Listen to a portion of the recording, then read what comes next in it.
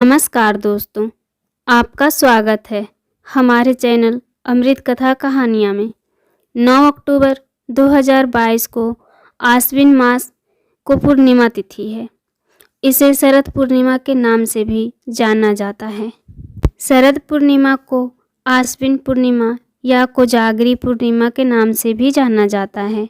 मान्यता है कि इस दिन चंद्रमा अपनी 16 कलाओं से पूर्ण होते हैं और रात के समय अमृत वर्षा करते हैं। इस दिन चंद्रमा पृथ्वी के बेहद करीब होते हैं और इस ऋतु में मौसम साफ रहता है।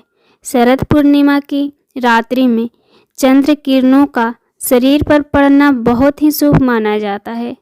शरद पूर्णिमा की रात खीर बनाकर खीर को छन्नी से ढककर खुले आसमान में रखना चाहिए।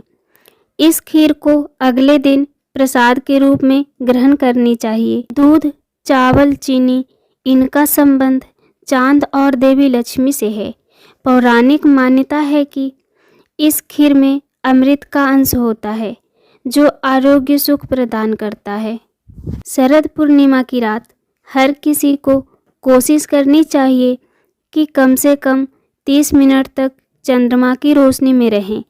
इसके लिए रात 10 से 12 बजे का समय उपयोगी माना जाता है। इस दिन भगवान श्री हरि विष्णु और माता लक्ष्मी की पूजा का विधान है।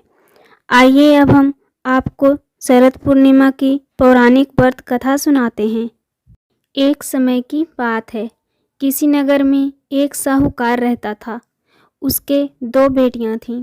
दोनों ही बहुत धार्मिक प्रवृत्ति की थी। वो दोनों पूर्णिमा का व्रत किया करती थी, परंतु दोनों में एक बड़ा अंतर था। बड़ी बेटी अपना व्रत पूरा करती थी, लेकिन छोटी बेटी अपना व्रत अधूरा छोड़ देती थी। समय बीतता गया। साहूकार की दोनों बेटियों की शादी हो गई और बड़ी बेटी को एक पुत्र की प्राप्ति हुई, परंतु छोटी बेटी के जब भी संतान पैदा होती वह तुरंत मर जाती। इस बात से वो दुखी रहने लगी। एक बार साहूकार अपनी छोटी बेटी को लेकर एक पंडित के पास गया और उन्हें सारी बात बताई।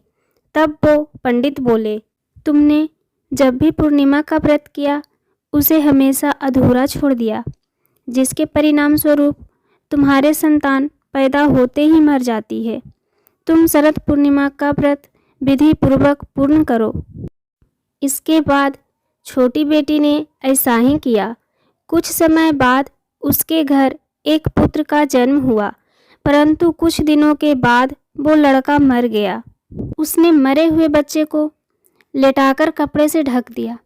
उस दिन उसकी बड़ी बहन उससे मिलने आई। वो बड़ी बहन को बोली, बैठो दीदी। जब बड़ी बहन उस पर बैठने लगी, तभी उसके पल्ले से छूते ही बच्चा रोने लगा। यह देखकर बड़ी बहन नाराज होकर छोटी बहन से बोली, तुमने बच्चे को यहाँ सुलाया है और इस पर मुझे बैठने को कह दिया। अभी इसे कुछ हो जाता तो मुझ पर तो कलंक लग जाता। तब वह बोली, नहीं दीदी, ऐसा नहीं है, यह तो मरा हुआ था। तुम्हारे पल्ले को छूते ही ये जीवित हो गया। ये तो तुम्हारे भाग्य से जीवित हुआ है, क्योंकि तुमने पूर्णिमा का व्रत पूरी विधि विधान से हमेशा पूर्ण किया है। जब यह समाचार नगर के राजा को मिला तो उसने पूरे नगर में ढिंढोरा पिटवा दिया कि सभी नगरवासी शरद पूर्णिमा का व्रत अवश्य करें। दोस्तों, अगर आपको ये कहानी पसंद आए तो वीडियो को लाइक करें, शेयर करें और हमारे चैनल को अभी तक आपने सब्सक्राइब नहीं किया है तो सब्सक्राइब ज़रूर कर लें। धन्यवाद।